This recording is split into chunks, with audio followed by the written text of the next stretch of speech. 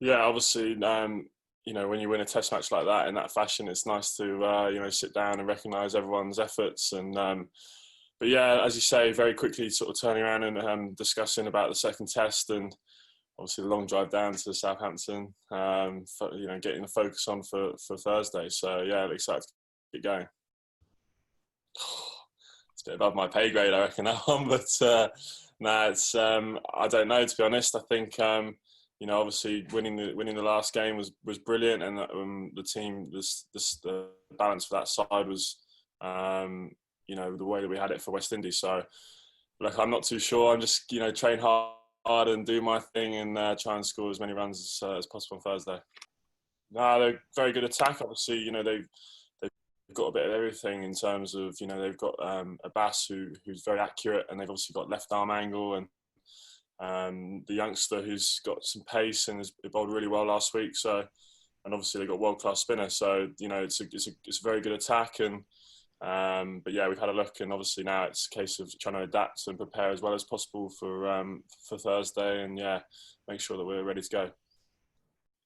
Yeah, look, like you said, it's different challenges the whole time, and I think especially on that wicket as well, I think it probably suited them pretty well. I think it was the conditions that they had in Manchester were probably the most suitable to their attack that they might get over here. So it's going to be interesting to see what wicket we've got here in Southampton. But I think what me and Rory did in the first innings, I sort of definitely made a big effort to try and get further out to Abbas and try and negate his main weapon of nipping the ball back into my pads. And but at the same time, in the first innings, I've played against him a few times in county cricket and had success against him batting normally. So that was my thinking in the first innings. But on that wicket, I felt that in the second innings, I probably needed to get a bit further out. But yeah, I suppose we just got to try and adapt to this wicket here and see what their threat is like on that.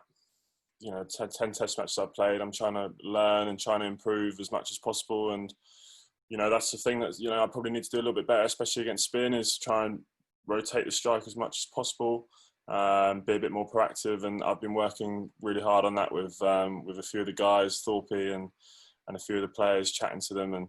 And it's just a case, for me, of trying to make sure that it's a fine balance, I suppose, because I want to be out there and spend as much and put such a high price on my wicket and do a good job for the team. But at the same time, I'm trying to find that balance between having the bravery to play the shots that I feel like I know that I have in the locker, but it's just a case of having the bravery and the confidence to do that in the test arena when the scrutiny is high and you might get judged for how you get out and stuff like that. Yeah, look, I think if you said after 10 test matches you'd be averaging 40 and 2 test match hundreds, I'd be pleased. But at the same time, I do feel sitting here now that I've got a lot more to give.